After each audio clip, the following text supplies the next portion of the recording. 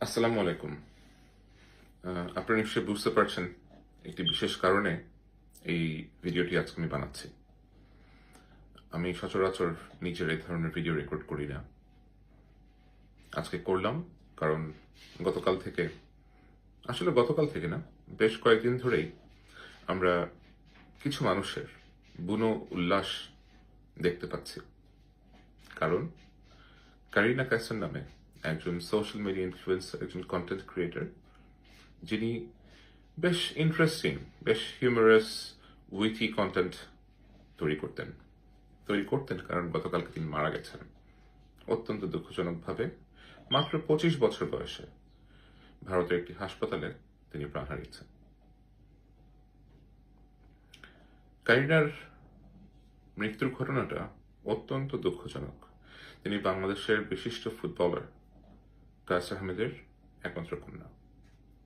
এছাড়াও 2024-এর July August আন্দোলনে তিনি সেসব মানুষদের মধ্যে অন্যতম ছিলেন, মিডিয়ার ব্যাকগ্রাউন্ডের মানুষদের মধ্যে অন্যতম ছিলেন, যিনি প্রকাশ্যে ছাত্র জনতার কোন অভ্যুত্থানের প্রতি সমর্থন দেখিয়েছিলেন।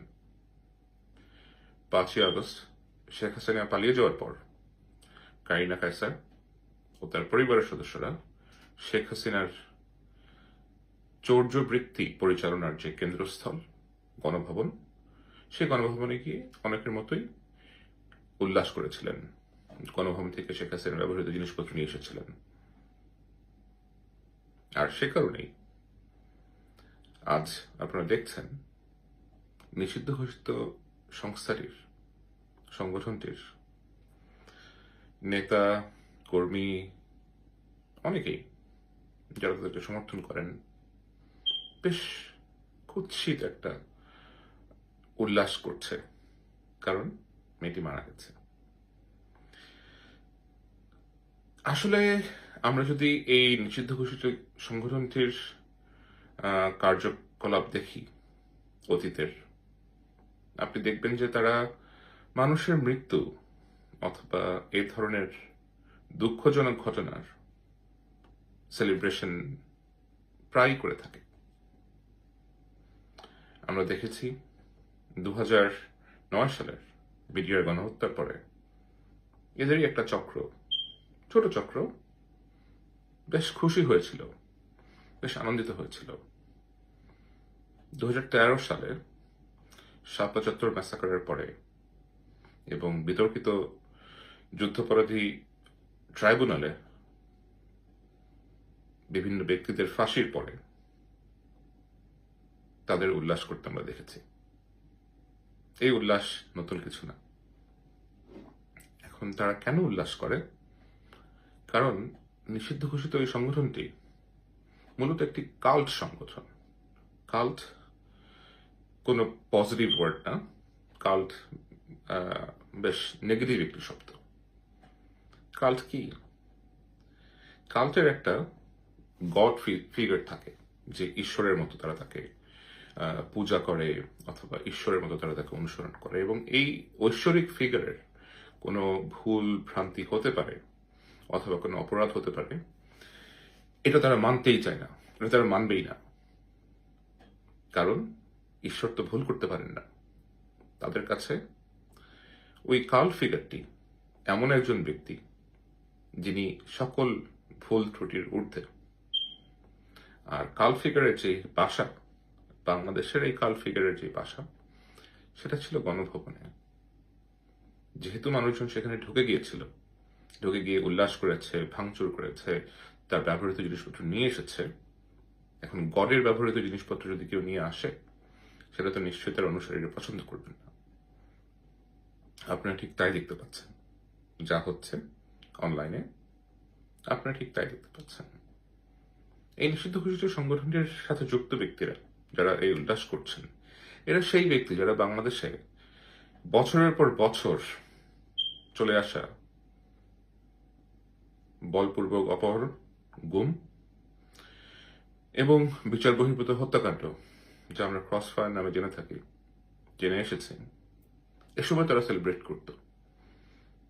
অনেক ব্যক্তিকে, বিভিন্ন রাজনৈতিক সংগঠনের সাথে যুক্ত ব্যক্তিদের অকথ্যভাবে নির্যাতন করে যখন হত্যা করা হতো, আমরা দেখেছি তাদের সেলিব্রেট করতে, কারণ তাদের রাজনৈতিক প্রতিপক্ষ একটা কমে গেল।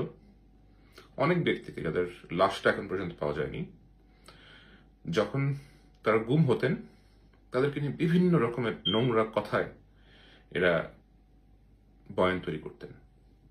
কেউ বলতেন পালিয়ে গেছে, কেউ বলতেন নিচ থেকে দেশ ছেড়ে ভেগেছে, কিন্তু মানুষগুলোকে যে মেরে পিঠ ছেড়ে পেট ফেরে এদের লোকজনরাই সেতু থেকে নদীর মাঝখানে নিয়ে সিমেন্ট বেঁধে ডুবিয়ে মেরে দিয়েছে অথবা ডুবিয়ে ফেলে দিয়েছে, শেষ ঠিকানাটা পর্যন্ত রাখেনি, সেটা তারা কখনো স্বীকার করতে না। এটাই হচ্ছে তাদের এক ধরনের প্রবণতা, মানুষের মৃত্যু, মানুষের বিপদ সেলিব্রেট করা। 5ই আগস্ট পরবর্তী সময় আমরা তাদের যে ধরনের রিসার্জেন্স দেখছি, যে তারা আবার উঠে আসার একটা চেষ্টা করছে, এর পেছনে আসলে আমাদেরও তো কিছুটা দায় আছে, আমাদের অনেকেরই আসলে দায় আছে। তা নাহলে 1.5 বছর, প্রায় 2 বছরের মধ্যে এত ভয়াবহ রকমের সব অপরাধ করে পালিয়ে যাওয়া একটি দেশের সাবেক প্রধানমন্ত্রী তো বলতেই হবে, এবং তার যেই নেতাকর্মীরা আছে, এত তো তাদের প্রভাব প্রতিপত্তি অথবা এত তো তাদের বিচরণ করতে দেখতে পারার কথা না। সেটা একটা আরেক দিনের আলাপ। কিন্তু যদি কিছুটা বলি, সম্প্রতি আমাদের দেশের হামে প্রায় 400-র বেশি শিশু মারা গিয়েছে। আমরা দেখেছি একসময় সোচ্চার বিভিন্ন ছাত্র সংগঠন কিভাবে তাদের মুখ বন্ধ করে রেখেছে এবং বিভিন্নভাবে নোংরা সব ন্যারেটিভ সৃষ্টি করার চেষ্টা করছে। কেউ বলেছে আমাদের দেশের মায়েরা নাকি মাতৃদুগ্ধ পান করান না বাচ্চাদের, কারণ তাদের ফিগার নষ্ট হয়ে যাবে, ফিটনেস নষ্ট হয়ে যাবে। কি নোংরা একটা কথা, তাই না? এরা কি আসলে জানে না যে যেই মারা তাদের সন্তানদের হারাচ্ছে না এই হামে, তাদের বেশিরভাগই প্রত্যন্ত অঞ্চলের মহিলা, গ্রামাঞ্চল, দরিদ্র অঞ্চলের মহিলা, তাদের ফিগার নিয়ে তারা এতটা কনসার্ন না। আর কোনো মাই তার ফিগার নিয়ে কনসার্ন থাকেন না যখন এটা সন্তানের ব্যাপার হয়। এই যে এই ধরনের কার্যকলাপ করে আপনারা একটা অত্যন্ত দুঃখজনক বিষয়কে বেশ হাসি তামাশার বিষয় পরিণত করেছেন। এছাড়া আরো অনেক আছে এরকম, তো উদাহরণ শত শত দেওয়া যাবে। আমি সম্প্রতি যুক্তরাজ্যে সফররত বাংলাদেশের যিনি রাষ্ট্রপতি আছেন, শাহাবুদ্দিন সাহেব, ওনার একটা ছোট সাক্ষাৎকার নিয়েছি, জেনেছে অনেক কিছু। সেসব হয়তো আমি তুলে ধরবো কখনো, হয়তো শীঘ্রই। তখন আপনারাও জানবেন যে কেন এ ধরনের ব্যক্তিরা এখন আবার মাথাচড়া দিয়ে ওঠার চেষ্টা করছে, কাদের কারণে। দেশে একটা গণ অভ্যুত্থান হয়েছে, গণ অভ্যুত্থানের পরে যাদের কারণে গণ অভ্যুত্থানটা হয়েছে, যাদের বিরুদ্ধে গণ অভ্যুত্থানটা হয়েছে, এই শক্তির তো মাথা চাড়া দিয়ে উঠতে পারার কথাই না এত দ্রুত। কেন উঠছে? সেই সাহসটা তারা কোথায় পাচ্ছে? যাদের কারণে এই সাহসটা পাচ্ছে, কিছুটা অপরাধ তো তাদেরও রয়েছে, তাই না? যাই হোক, আমি আলাপটা অন্যদিকে নিয়ে যাচ্ছি, সেটা ঠিক একেবারে ঠিক হচ্ছে না। আমরা সকলেই কারিনার এই অকাল মৃত্যুতে বেশ বাজেভাবে শোকাগ্রস্ত। আমার স্ত্রী, আমার অন্যান্য বন্ধুরা, আমি ব্যক্তিগতভাবে আমি নিজেও এই দুঃখজনক মৃত্যুতে খুবই শকড, খুবই শকড। একটা প্রাণবন্ত মেয়ে এভাবে মারা গেছেন, এটা একেবারে সহ্য করার মতো না। মহান আল্লাহ তার পরিবারের প্রতি সদয় হন, তার আত্মার মাগফিরাত কামনা করছি, এবং এই শোক সহ্য করার ক্ষমতা যেন তাদেরকে দেন সেই প্রার্থনা করছি। আর পলাতক দলটির, নিষিদ্ধ ঘোষিত সংগঠনটির যে সকল নেতাকর্মী এর মৃত্যুতে উল্লাস করছেন, তাদের প্রতি একটাই পরামর্শ, আপনারা তো মানুষের সহমর্মিতা চান, তাই না?